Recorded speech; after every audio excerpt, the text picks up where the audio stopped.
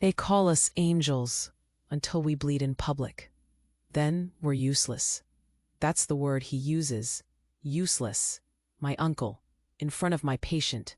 It's a rain-slick Tuesday, late autumn. The oncology floor hums like a tired fridge. Vents droning, fluorescent lights humming. The exit sign near 14C flickering like it's trying to give up. Coffee and antiseptic make the air feel scrubbed raw. Sirens thread through the window gaps in thin blue ribbons. The elevator keeps chiming, a nerve you can't stop touching. Shift change turns the hallway into low-battery chaos. Bad jokes, tired shoes, a bulletin board stuffed with thank you notes in crooked, Sharpie hearts. I sign off on meds, swap pages with Jin, bump fists with Aisha. We're a soup. Spanish, Gujarati, Haitian Creole, Irish, Queens, Jersey, everywhere. I do my quiet rounds because that's how I survive. Anchor people with small things, blanket edges tucked, water within reach, a hand on the rail, not the shoulder, because boundaries matter. Late-night check-ins no one bills for. I'm good at calm. I can swallow panic like a pill. Family is different. Family gets under the scrubs. Family remembers the girl who forgot her science fair. Family says nurse like it's a downgrade from doctor, like I picked the short straw. I carry that. It sits under my badge, warm and mean. Danielle's room is soft this hour. Bandana over chemo-shorn hair, her mouth set stubborn just to prove she still can. We've done Sudoku at 3 a.m., cried into apple juice, watched terrible reality TV until we laughed ourselves clean. I know the meds make her see skeins of static sometimes. I also know she listens when I say breathe. I'm charting when the elevator dings and another wave floods in. Uncle Rick's voice arrives first, booming, familiar, the soundtrack of every Patel family barbecue where he explained my life to me. He doesn't knock. He never knocks. He steps into the room like he owns the hall. Relatives fan behind him, coats dripping, eyes already sorry for me. Look at this mess, he says, sweeping a gaze over the IV pole, Danielle's paper-thin arm, me. He jabs a thumb at my badge. She's the nurse I told you about, useless. The word lands like a punch to the sternum. It knocks the breath straight out of me in a neat, clinical theft. For a beat, the drone and the lights and the sirens fall away. I feel 12, holding a trophy that isn't as shiny as my cousin's. Stretching to be seen. My cheeks burn under my mask. I want to disappear into the antiseptic. What did you say? Danielle's voice cuts the room at a new angle. She pushes herself upright, fingers white around the rail. Her bandana wobbles, she's shaking, and I move to touch the call button instead of her hand, because that's the rule. Uncle Rick blinks, startled the way people get when the patient is a person. I said don't, Danielle says. Don't call her that. She's the one who sat with me when I thought I wanted to die, but didn't want to make it my mom's problem. She's the one who put heat packs on my spine and rubbed my calves, so she's the reason I'm still here inside. Silence folds itself over us. The elevator chimes like a tiny gavel. Aisha freezes in the doorway, a tray hovering between worlds. Someone's phone is up. Red record light on, of course. My supervisor, Miss O'Rourke, appears at the threshold, watching with the face she uses for fires. My phone pings. HR, policy reminder, boundaries and patient interaction. I don't open it. Uncle Rick smiles like a man who plays golf with donors. I'm not trying to be harsh, he says, loud enough for the hallway. I'm saying this hospital needs standards. We give a lot of money here. Then listen, Danielle says, voice cracking into something raw. Standards don't sit with me at 2 a.m. Standards don't hold a barf bag like it's a sacred thing. People do. She does. It should be relief. It isn't. Miss O'Rourke clears her throat. Maya, she says, eyes flicking to the phone in the visitor's hand. We'll chat later about scope. Scope means trouble. The journalist with the messy bun and a press badge I clocked at the nurse's station leans in. "Can I get a comment about staffing ratios?" she asks. "Really? Now?" And there it is on the chart, a tiny wrongness blinking. Danielle's dosage order, new timestamp I didn't input, a number that doesn't match the last signed protocol. My stomach tips. I look at Danielle. I look at the line in her arm. The exit sign flickers like a heartbeat in the corner of my eye. Uncle Rick leans closer, voice low. "I told you," he says. "I know people. This will be handled." Handled as a threat dressed as a favor. My phone buzzes again. Unknown number. The message sits there like a knife in my palm. Check Danielle's file. Someone changed the dosage. The elevator chimes. The code alarm starts wailing 2 rooms down. Uncle Rick smiles without teeth. "This isn't over," he says, and the room tilts. I'm Maya, 32, and I'm a nurse on the oncology floor at Riverbend Hospital. The nights are long, and the cold of the place seeps into your bones like the fluorescent lights that buzz overhead. It smells like antiseptic and desperation, a mix you don't quite get used to but learn to navigate. The ticking clock feels like it's counting down to an inevitable disaster. One chime too long, swing your gaze down the flickering hallway, the echo of distant footsteps reminding you of the lives you hold in your hands. The walls here are painted a sterile beige, the kind that feels like it's meant to dull discomfort, but somehow just amplifies the anxiety. I usually work the night shift, when even the air feels heavy from the weight of whispered conversations. Nurses drift through the halls like ghosts, slipping from room to room, voices hushed. Medical machines beep in frustratingly precise rhythms. Beds creak under the weight of their occupants. Patients wrapped in blankets that can never seem to keep out the chill. Being here makes me feel like I'm living in a loop. Forget it. They chalk it up to my transient role in everyone's lives. A nurse means sacrifice, and they say it with the understanding that sacrifices often don't go acknowledged. What between missed holidays and hastily sketched birthday cards, my absence casts a shadow too large for my sweet reminders to fill. Sometimes I find a piece of an old joke between my mom and I that used to leave us in stitches, but now it feels like a weight on my chest when Ella asks why I can't stay just one more night. The stinging truth is that I can't. There are patients who need me more than she does when I'm not there. It's that silent battle that gnaws at me, and I push it down like a bad taste. But the hospital isn't just all sterile walls and machinery. It's where I learn to care for people beyond their charts. Patients have stories. They're not just numbers. And each person blurs the line between medicine and compassion. I've listened to their fears, merged my duties with their moments of. I carry these moments with me, like little patches sewn onto the fabric of my heart, keeping me anchored among the chaos. But shadows twist in the corners of these benighted halls. Doctors rush through their rounds, some of them barking orders like they own the place. And it makes me uneasy. I overheard Dr. Sinclair arguing with a resident yesterday, her voice rising as she pushed back against a protocol that had already created too many near misses. Nobody seemed to care. That prickling intuition in the back of my mind is becoming too loud to ignore, a sign that something's off, and I'm the one left standing in its path. As I round the corner to check on Mrs. Patel, I see a group of relatives gathered too close to her bed, their whispered tones sharpening into something hostile. The doorway feels cramped and claustrophobic as the hostility seeps through the air like an uninvited fog. I shake the feeling off and carry on, but the unease lingers like the chill in the air. I can feel it. The weight of impending chaos hangs in the air, and I clutch my badge a little tighter, ready to navigate whatever comes next.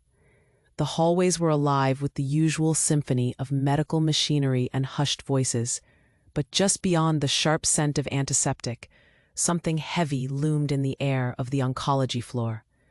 I could feel it with every flutter of my heart. I pushed through the door to room 12A, where Mrs. Chen lay wrapped in blankets, her frail form barely moving as a nurse checked her vitals. The rhythmic beeping of the heart monitor hummed a steady pulse, but the tension on the floor felt anything but steady. I'd known Mrs. Chen since her admission weeks ago. She had a sort of quiet grace about her that made you want to protect her.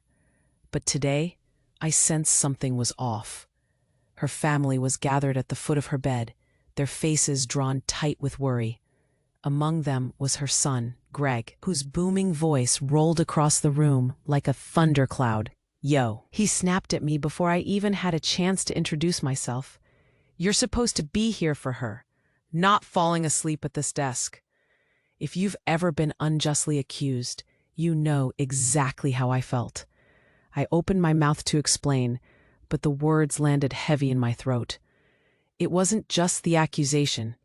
It was the way it was delivered, like a slap in the face in front of my colleagues, in front of Mrs. Chen. "I've been watching you," he continued, the anger spilling into every word. "And you haven't done a damn thing for her." The insult hit me hard, like a stone thrown in my direction. I clenched my fists, but steadied my breath. I knew the truth. I'd spent hours leaning close, listening to Mrs. Chen as she shared stories about her garden, her late husband, and the son who had flown thousands of miles to be at her side. "I've been caring for her," I managed, my voice calm, but the shaking of my hands gave away my inner turmoil. "Her vitals are stable." Greg dismissed my words with a wave of his hand, the frustration radiating from him like heat waves. "Stable isn't good enough. You need to do more. This is a hospital, not a nursing home. She should be getting more from you." If I hadn't felt stretched too thin before, I did now. The desperation in his voice amplifying every precarious emotion inside me. But I wouldn't let it show. I calmly jotted notes on Mrs. Chen's chart, every flick of my pen doubling as a shield against the harshness of his accusations. "I won't retreat," I assured myself. "This isn't how it is. I'm doing all I can." There was a twinge in my gut as I wrote, the familiar hint that something wasn't right. Little did I know that this attitude would put me against the entire hospital. The weight of this confrontation hung in the air until the doors swung open, and Dr. Sinclair strode in, her sharp gaze flicking to me before settling on Greg. "Is there a problem here?" she asked, her tone piercing through the tension like a scalpel. Here was my chance, but the doctor glanced at me and then turned her focus onto him. "We'll take care of her," she promised, her authoritative voice creating a wall between us. "You might want to consider monitoring your tone. Mrs. Chen deserves respect, just as much as anyone else." As she turned her back to me, I was hit by a wave of indignation crashing over me. Instead of feeling validated, it only amplified the injustice that had unfolded. I watched Greg's face flush with anger. He immediately latched onto Dr. Sinclair's authority. "But when will she start improving? I don't see any progress." Mrs. Chen's eyes flickered, and I saw the spark of fear seep in, her anxiety blooming in the atmosphere filled with confrontation. I reached for the call button, hesitant but resolute. Her comfort was my priority. And that was the moment I realized it was only the beginning. "I understand your concerns, Greg," I said, my voice steady, firm, crafted from the courage I had pieced together in these weary corridors. "But I promise we're doing everything we can. Progress can be slow, and your mother is stable, at least for now. I advise you to give it some time. No one can predict how these treatments will go, not immediately." With a quick look at Mrs. Chen, I wanted her to know she wasn't invisible, that I recognized the fragility of her situation and appreciated her. He opened his mouth, but before he could unleash another tirade, Dr. Sinclair cut him off. "You should trust the professionals. Mrs. Chen is in good hands." The look she shot me indicated a silent truce, but it wasn't that simple.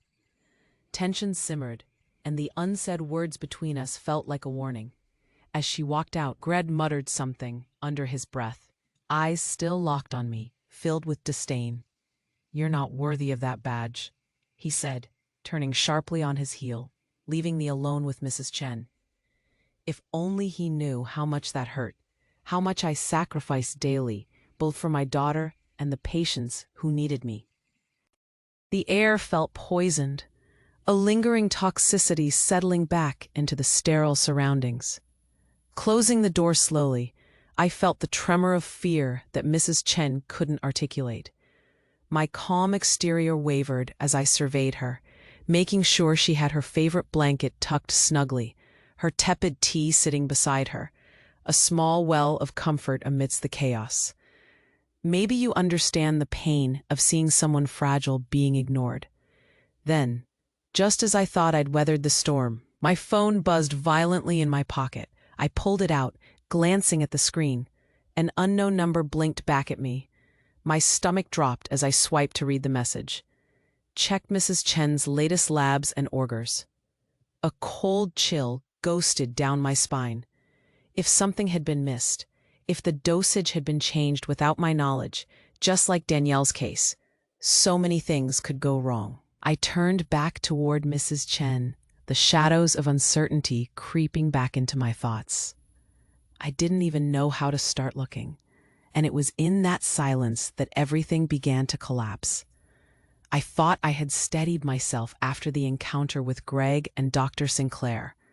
Taking a deep breath, I stepped into the break room, feeling the need for a momentary escape, even if it was just for a minute. Everything had spiraled too quickly today, and I needed to hold on to something normal, something that reminded me I was still capable of holding my ground. But then, just as I poured some coffee into a chipped mug that had seen better days, the door swung open, and in he walked. Uncle Rick. He was a bull in a china shop, loud and unapologetic, even in this space meant for quiet reprieve. "Maya," he boomed, and the air felt thick with tension. "I don't like what I saw in there. Can we talk?" His voice cut through the murmurs of the other staff, silencing their conversations. All eyes turned to me, and my stomach turned. I gave him a terse nod, following him outside the break room, where the echo of footsteps felt amplified, like a theater performance. I could feel the weight of judgment in the air, but I shielded myself with a facade of calm. "What's wrong with you?" he accused, the rage bubbling like a pot about to boil over. "You're not giving that woman the care she deserves." She looked pale. "She doesn't belong in a hospital if she isn't getting proper attention." I shook my head, feeling a sense of betrayal. Here was family, and yet it felt like a stab wound instead of support. "Uncle Rick, I'm doing my job. I've been checking on Mrs. Chen regularly, and her vitals are stable. He cut me off with a wave of his hand. "Stable is not good enough. You're supposed to make people better, not just keep them alive. Our family would never let anyone treat us like that. Never." But I had no idea it was still going to get worse. As we stood there, I felt the heavy weight of stares from passing staff, a spotlight of scrutiny. In one swift moment, I was a girl again, buried under the weight of family expectations. "You know how much we donate to this place," he continued, voice lowering as if we were sharing secrets.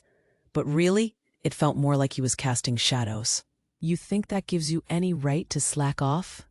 The words rolled off its tongue like poison, and I bristled under the unfairness of it all. I glanced at my watch. I was due for another round. "Let's go," I said, pushing past him. I didn't need this. I didn't need him turning this into a spectacle when I had patients waiting. But I still sensed his ire following me down the hall like a cold draft. Just when the tension felt like it might recede, a nurse I respected, Claire, caught my eye and looked away quickly, as if I were a dumpster fire she didn't want to put out. That's when I felt it, a cold, clammy hand trying to squeeze my throat as I entered Mrs. Chen's room. The monitors beeped steadily, as if unaware of the chaos swirling just outside those walls. But then something shifted. The atmosphere felt heavier, charged. "Hey, Mrs. Chen," I said softly, forcing a smile, even though the air felt pregnant with dread. But she didn't respond. Her eyes were wide, as if she could somehow sense the encroaching storm.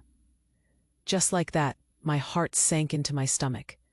I moved closer, reaching for her chart, but found her face strained, and I locked eyes with her, an unwitting reflection of fear mirrored back at me. "Did you talk to my son?" she finally rasped out.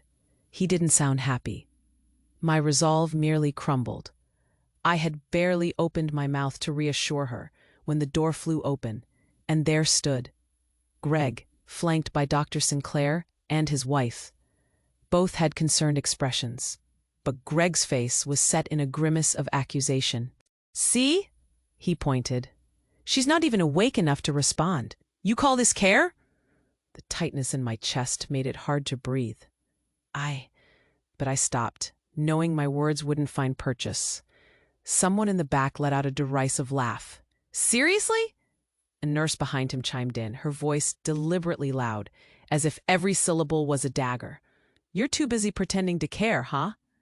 And just like that, I stood exposed, like a figure glassed over, a fish out of water. The walls felt darker, the air electric. I looked at Mrs. Chen, and her eyes were wild, the fear now intertwined with shame. "Enough!" Dr. Sinclair jumped in, but it didn't seem to matter. The public humiliation swept like a wave, suffocating me as I faltered. The crumpled medical record, barely clutched in my hand, felt like the last shred of dignity slipping away. "Mrs. Chen deserves better than whatever this is," Greg shouted, the heat from his anger burning brighter than my embarrassment. The voices collided, all jabbing at me like needles. Everyone in this space seemed ready to tear me apart. Dr. Sinclair's authority stood fostering the increasingly hostile environment rather than quelling it, and all I could do was brace myself against the mounting tension, feeling it rise like a tide that threatened to drown me. This was it. This was how it would end, torn apart in this sterile room filled with judgment. My heart raced. The room spun. Each breath felt like a betrayal to the people I cared for. I wanted to scream that I was trying my best, that I wasn't a ghost, but a living, breathing person on the other side of the badge. But I stood there mute, the roar of chaos boiling around me. Just when I thought the walls would come crashing down around me, I heard an unmistakable voice cutting through the din. A voice that felt like a lifeline thrown out into the storm. "This isn't fair." I turned my head sharply. My breath caught as I focused on the voice that would change everything. I stood frozen in the middle of the storm that had descended upon room 12A. The accusations. Chen, all colliding into a cacophony threatening to drown me. It felt suffocating, like I was trapped under an avalanche of judgment. The walls felt like they were closing in, and I could hear my heart pounding angrily in my chest. "Enough!" Dr. Sinclair's voice rang out again, but the authority behind her words felt trumped by the sheer volume of everything else swirling around me. I locked eyes with Greg, who stood there like an accusing statue, disappointment radiating off him in waves hotter than the lights overhead. I was rooted in my spot, caught between the latest wave of familial outrage and a sense of desperation to advocate for the very woman they were rallying around. "Mr. Chen, I'm here for your mother. I care about her well-being more than you likely understand. I have been treating her. Then why is she lying there looking like a ghost?" Greg shot back, his finger stabbing in the air, poking my very soul. It felt like a physical slap, and I flinched despite myself. A pit formed in my stomach as I felt the audience around us shift. Colleagues who once offered encouragement now whispered amongst themselves, casting sidelong glances like I was an exhibit in a gallery displaying failure. "Do you even know how to do your job?" he continued, the accusation a whip that cracked through the air, making me cringe in a way I hadn't expected. "Because from where I'm standing, it looks like you're asleep on the job." I searched for words to defend myself, to drown out this monstrous misrepresentation, but they fell apart in my mouth. I was too exhausted, too wounded. I could feel the heat climbing to my cheeks, 1,000 familiar feelings of inadequacy rising to the surface.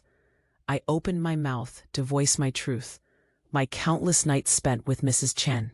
The gentle reassurances I whispered, the small victories I celebrate. It felt hopeless, like shouting into a tornado, and the silence that followed his outburst fell heavy, pressing down on my chest.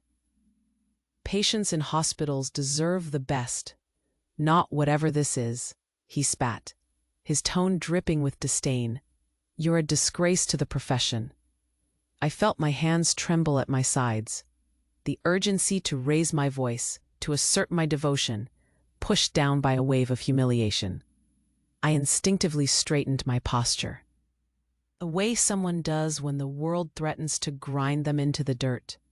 I could hear whispers inching through the doorway, colleagues straining to eavesdrop, perhaps even judge. I'm trying to do what's best for her, I finally managed, my voice cracking around the edges. You don't know everything that goes on behind these walls. You don't know the care your mother requires. Don't make excuses. He pointed relentlessly at me, the finger like a knife, carving into my defenses. You're not worthy of that badge. The last words tore through me, a fraying thread in the fabric of my professionalism. Just then, someone in the back pulled a chair away, the scraping sound sharp against the silence and an echo of my own unraveling. It felt like the final straw, like the floor beneath me was plummeting, and I was left hanging in the air, suspended in my humiliation for the world to see. Everyone can see it, Greg continued, loud enough that I felt it reverberate through the room. You don't belong here. You should be ashamed. I could feel my heart racing as fury boiled within me. But all I could do was choke on the bitterness. I was sinking deeper into the abyss of his disdain, my instincts crying out for me to run, to escape this moment so laden with public disgrace. I glanced at Mrs. Chen, her eyes shimmering with uncertainty. This wasn't fair to her either. A lump rose in my throat, pressing down as if it would swallow me whole. I felt an overwhelming urge to fold under the weight of. I swayed under Greg's accusations, the strain of the entire room's hostility shrouding me like a thick fog. And then it happened. Just as I thought I was about to break completely, a spark ignited inside me. I wasn't just a nurse. I was more than this moment. My heart raced with the memory of all the patients I had held, the ones who had depended on me, and I forced myself to take a deep breath.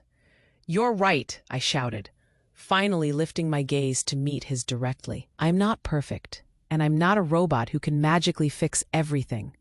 But I care. I've been here through every small step with your mother. I know what she's going through. But the words had barely slipped from my tongue when I heard the drumming of footsteps approach in the hallway. A couple of nurses paused in the doorway, their expressions neutral yet tinged with anxiety. My breath caught. I hadn't even noticed the audience growing larger, their attention now fully directed at the unraveling scene. "What's this?" one of them asked, feigning lightness, but her eyes were piercing. "Do we have a problem?" Greg's anger flared, and he turned to Dr. Sinclair, the spotlight shifting away from me for a brief moment. But I could feel the weight of scrutiny pressing in on me, still. "Their incompetence is the problem," he declared, waving a hand at me, as though trying to strike me down with empty gestures. It felt like my confrontation was a gathering storm, the tension building with each echoing heartbeat, boiling over with indignation. Scrutiny washed over me, but deep down, that flicker of resolve sparked a fire, something I wasn't willing to back down from. I was standing in this, and I would not fold. What I had to say mattered, even if I was met with a wall of resistance that refused to yield. But just as I gathered my strength for one final stand, something unexpected happened. From the corner of the room, I caught a glimpse of someone stepping through the door. A familiar silhouette, unmistakable, and as I braced, I dared to hope that perhaps this would turn the tide. Maybe we wouldn't have to face the music alone after all. But I didn't know that someone unexpected was about to stand up for me. The tension hung thick in room 12A, swirling around me like a heavy fog. I could feel every eye on me. Nurses, Greg, Dr. Sinclair, each one a weight pressing down on my shoulders. And there, in the center of this storm, lay Mrs. Chen, her frail form quivering with the unexpressed anxiety that seeped through the air. I opened my mouth again, ready to push back, to remind Greg that I had invested countless hours into Mrs. Chen's care, but the words were dashed against the wall of hostility rising up between us. But in that crushing silence, something shifted just outside the room, a small crack of light breaking through the chaos. The door creaked open, and in walked a woman I didn't recognize at first, an unexpected figure from the twilight of my past. It was Linda, an old friend from nursing school who had taken a position at Riverbend a few months ago. She had always been a quiet force of nature, infusing kindness into every room she entered. And I hadn't seen her in ages, not since we had parted ways after our hectic days of late-night shifts and whispered dreams over ramen noodles. "Is everything all right in here?" she asked, her voice light, but her gaze keen, taking in the crowded space, the tension in the air. The murmurs from the crowd quieted for a moment, as if her presence had a silencing effect. "Everything is fine," Greg snapped, the annoyance clear in his voice. "We're just trying to." "Maya, can you step outside for a moment?" The suggestion caught me off guard, but I nodded, grateful for the opportunity to escape the suffocating tension. As I followed her into the hallway, I caught Greg's unrelenting glare over my shoulder, a reminder that he was still looming over us like a dark cloud. Linda leaned against the wall, crossing her arms as though she didn't want to appear too interested, but I could see the concern etched on her face. "What's going on in there? It feels charged." "It's all complicated," I said, running a hand through my hair. "Mrs. Chen's family is frustrated, and they think I'm not doing enough. They don't see the personal battles we fight here on the front lines." "I've seen that kind of pressure take over," she said softly. "But I'm not here for that. You know I only finished up my training this summer. But I recently stumbled across something in the files that seems off." The room around me spun at her words. "What are you talking about?" "There was a discrepancy with one of the orders in the system. I thought I'd bring it up to you since we're close. But I hadn't realized it would take this turn." Her voice lowered, and she hesitated before continuing. "I found the original dosage for Mrs. Chen, and it's different from the current logs. Something about it, something doesn't sit right." I swallowed, my heart racing. "What do you mean? What did you find?" Linda's eyes were serious, and she reached into her scrub pocket, pulling something out. She handed me a folded document, a faint rustle that drew in all my attention. "I took a photo of it before they updated the records. It's not just the numbers. My gut tells me someone's been tampering with the orders, and I can't shake the feeling it's to cover something up." I slid the paper from her hand and opened it cautiously, my breath catching as I scanned the two sets of figures. My heart plummeted. There it was, the marked difference in dosages, but even more unsettling was the signature at the bottom. It was an unfamiliar scrawl, messy and hurried, not at all like the neat cursive of the nurses I knew. I looked up at Linda, my pulse quickening as I tried to make sense of this revelation. "What does this mean? Was someone pretending to sign off on this? Who would do that?" "I'm not sure," she admitted, her expression wary. "But it's something serious, Maya. Whoever made those changes could be risking Mrs. Chen's life. That's why I wanted to talk to you. We need to investigate this before it goes further." Just as I was about to respond, my phone buzzed violently in my pocket, and I felt the familiar twinge of dread. I pulled it out, my eyes widening as I scanned the screen. "Look into the signature. It's someone you trust. What does it say?" Linda asked, her voice colored with concern. "Me." My name flashed in my mind, along with the realization that I had recently signed off on Mrs. Chen's care this morning when I took her vitals. The implication twisted my stomach. What if I inadvertently signed my own condemnation? I signed those orders, I stammered. I authorized the last dosage update. I just didn't realize. A creeping realization sunk further into my chest, heavier than before. It felt like the floor was slipping away beneath me. But I wouldn't have changed anything. I would never. Then who did? Linda interrupted, her voice steeped in urgency. We need to figure this out. There's something really wrong here, and it could hurt your patients, especially Mrs. Chen. We can't let this slide. Just then, the door to the room burst open again, and Dr. Sinclair strode out, furious energy radiating from her. Maya, what's happening out here? We need to ensure, but I couldn't focus on her voice, the words washing over me like a tidal wave. I was still grappling with what Linda had shown me, the accusation threading through my mind. A piece of paper slipped through my fingers onto the cold floor in the chaos, one of those ordos, now smudged and forgotten within the flurry. I bent to retrieve it, my hand shaking as I unfolded it, almost afraid of what I might find. The moment I laid eyes on it, my breath caught. What stared back at me was a name, one that felt utterly wrong, like a puzzle piece forcing its way into a picture it didn't belong to.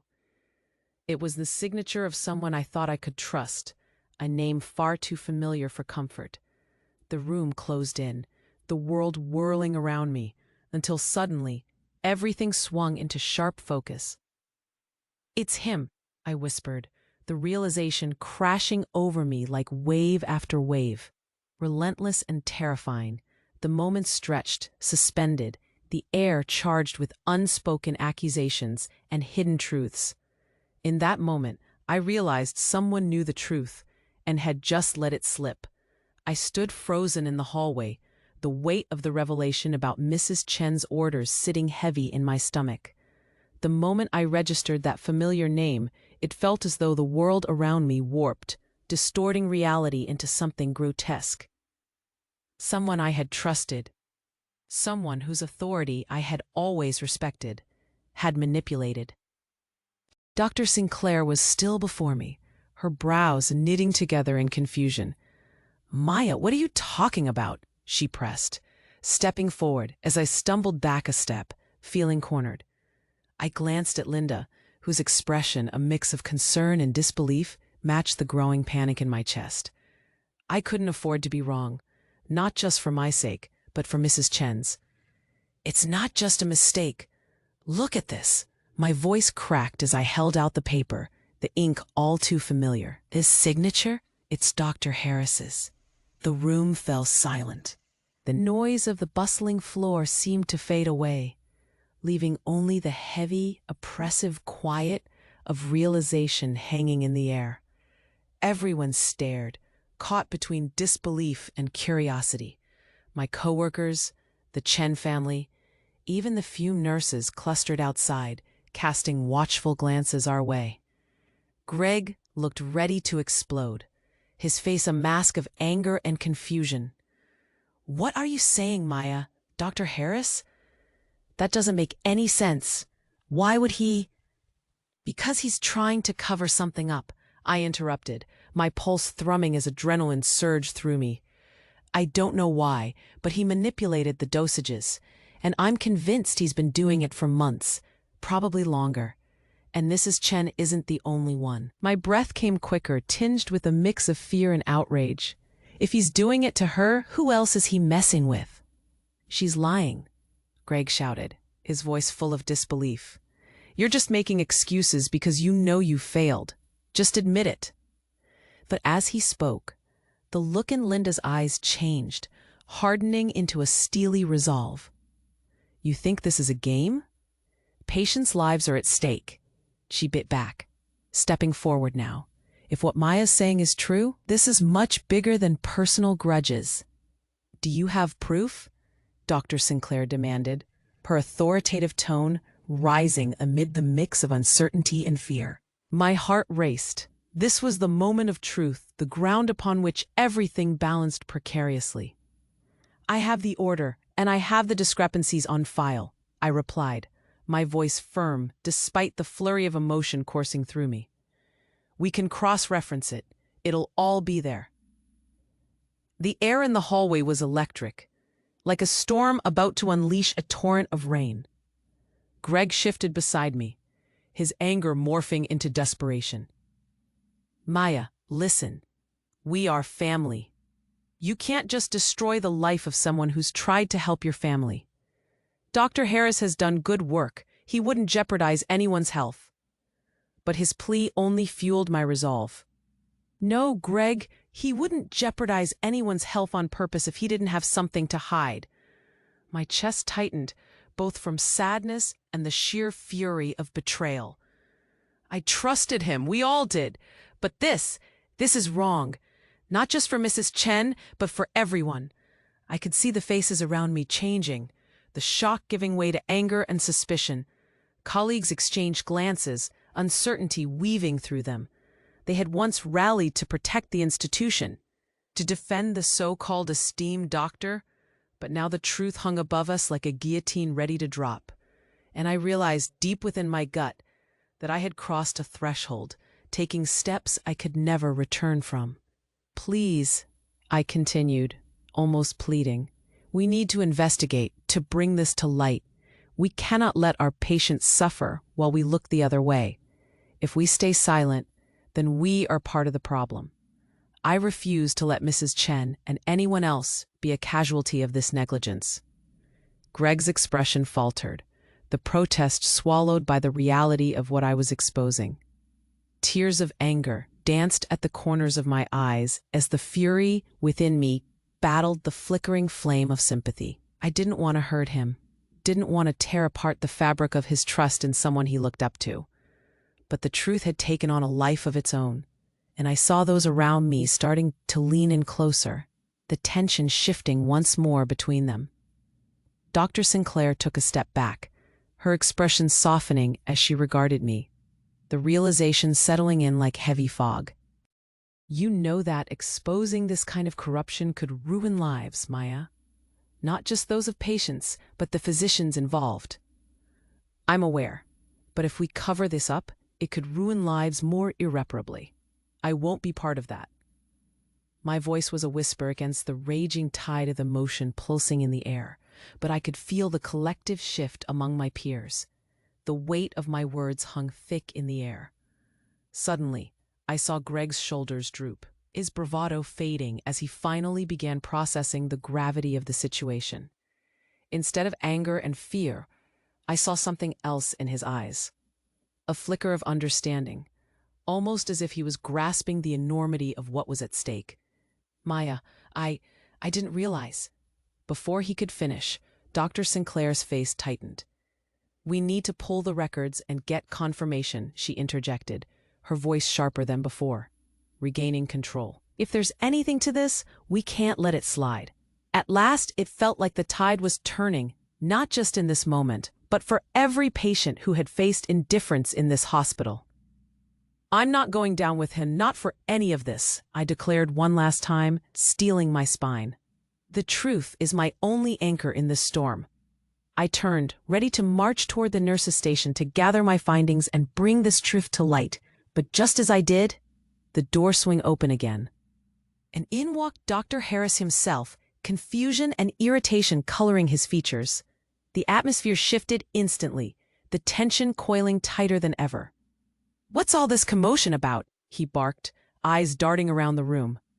But there was something in his gaze, a flicker of recognition, a hint of fear. I took another deep breath, allowing the flood of emotion to settle the storm in my chest. "We're talking about your negligence, doctor," I said plainly, every ounce of anger pouring into the words. "You've been tampering with dosages, and I have proof." The room collectively inhaled, shocked silence carving a deeper split between the two factions. Time slowed then, and I could see the gears shifting in everyone's minds. "Don't be ridiculous! This is slander!" he sputtered, a desperate plea laced with the tones of panic. But I refused to allow myself to feel sympathy. "Look at the reflected truth, doctor," I pressed. Your lies rob patients of their care. No more. I won't let fear stop me from claiming justice for the people who need it most." The expressions around the room shifted, the anger regarding Dr. Harris morphing into something deeper, the trail igniting a fire among the nurses and family members alike. Nobody spoke. Nobody moved, but the truth lingered heavily among us, thick as the layers of antiseptic that never seemed to fade. I took visibility, feeling the rush of empowerment surge through me with every heartbeat. Justice was a relentless purge, a bright force breaking through the darkness, illuminating the shadows where deception lingered. "From this moment on," I declared, meeting Dr. Harris's bewildered gaze with unwavering strength, "we stand united for our patients. There's no turning back, no going silent again." And as I stood there, feeling the atmosphere shift from vulnerable chaos to a vibrant force of connection, I couldn't help but whisper the final words in a rush, clarity washing over me. "You see, Doctor, the truth isn't just a weapon. It's the only way we can truly heal." I never thought a single moment could change so much. Just a few months ago, I felt like I was holding my breath, trapped beneath layers of uncertainty and responsibility. The fight to expose Dr. Harris ignited something deep inside me, something I didn't even know was there. I felt a shift, a raw, exhilarating surge of purpose that I hadn't anticipated. Like a dam breaking, all the frustration and tiredness poured out, and what emerged wasn't just relief, it was strength. Now, standing in the bright, new break room of Riverbend Hospital, I watch as the chaos of the past settles into stories of resilience and healing. I'm still here, nursing my patients with more conviction than before. I was no longer just Maya, the nurse lost in the system. I had become a figure of advocacy, of change. The hospital is blending into something I had longed to see, where patients weren't just numbers on a chart, but human beings with stories, experiences, and lives. I'm now part of a team, Will. There's this feeling in the air, a camaraderie that has transformed the floor. Regular meetings have become a norm, feedback shared openly without fear. The nursing staff started implementing patient advocacy programs, with me at the center of it, leading discussions, finding ways to empower others. I smile, remembering Mrs. Chen, the warmth of her frail hand in mine, the way her eyes softened when we talked. She survived.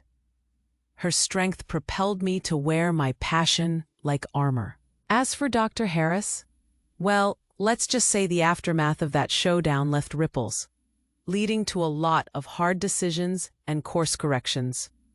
The cracks in the hospital's foundation began to show. And as the truth came to light, so did accountability. I was surprised how it all unfolded, but not so much shocked. People around here began to realize that they could no longer hide behind prestige and complacency. Funny how life gives you second chances. A year ago, things felt suffocating and unyielding, but now I see a glimpse of bright possibilities, a chance to support my patients wholeheartedly. I can go home to Ella after shifts, still a little worn out, but much more fulfilled.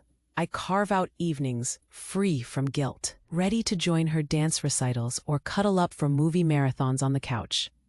In those moments, I find satisfaction, not from the job itself, but in knowing I can be there for her without the dark cloud of guilt whispering in my ear. The beautiful irony, engaging with the people I care for each day, has been the key to unlocking my full potential as both a nurse and a mother. Where once I felt just a cog in a machine, I have a new narrative to tell, a story of hope. A testament to everything that can change when you brave the storm. Here's to new beginnings, to a future... Dr. Harris had packed his belongings and left Riverbend under the shadow of scrutiny, and the whispers of the old way of doing things began to fade. change was palpable in the air, and I could feel it settle like a warm blanket over the weary staff. But just as I was beginning to breathe easy, our next challenge approached unexpectedly, one that would shake us to the very core. One morning, as the ward hummed to life with the drawn-out notes of patient monitors and soft conversations, I found myself at Mrs. Chen's bedside.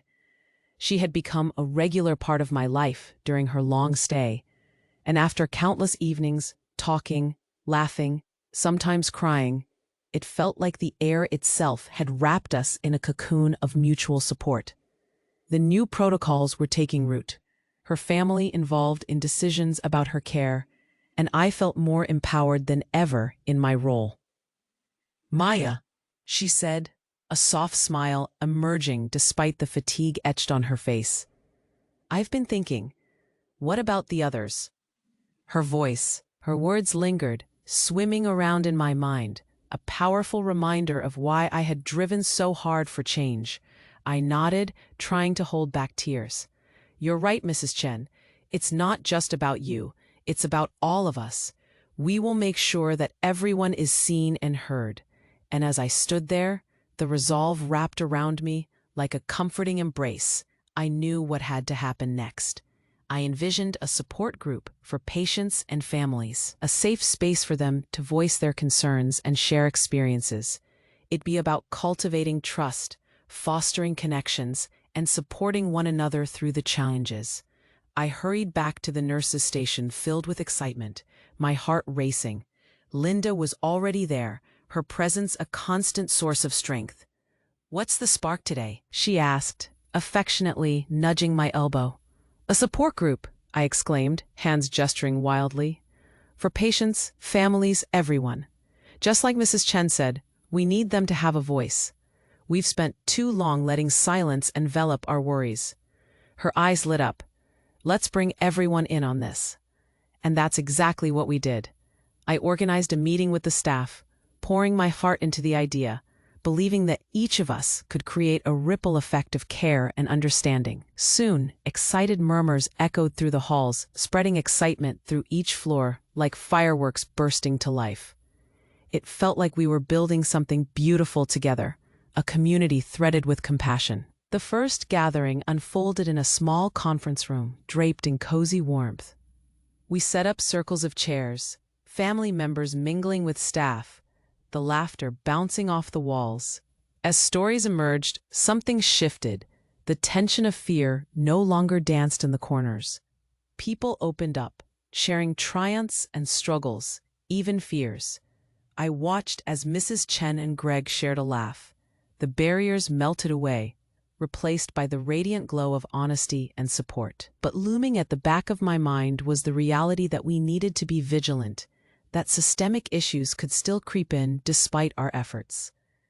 I continued to engage with nurses and physicians, advocating for better training on communication and compassion, ensuring no one would ever feel obsolete or silenced again. Looking back, the past few months had morphed into a whirlwind of heartbreak and hope. But I knew these experiences would fuel me as I continued advocating for those who didn't have the voice or strength to fight. This was my chance, a moment to elevate our stories, to spread light beyond our walls and into the world at large. The anticipation of what lay ahead surged within me, driving me forward as I embraced the knowledge that we could inspire change in healthcare, not just at Riverbend, but everywhere. And so I prepared my heart and mind for what was to come, ready to carry this mission forward. As I moved through that electrifying journey, I knew one truth remained. We have the power to reshape care through our stories, advocating not just for ourselves, but for every person who ever felt unheard. So I ask you, dear friends, join me in this fight toward meaningful change in healthcare. Let us spread this mission far and wide. Together, we can make a difference, a ripple of hope to inspire even those who seem lost in the fray. And hey, if you don't want to miss any of the exclusive stories to come, make sure you subscribe immediately. I want you all along for this ride. Smash that like.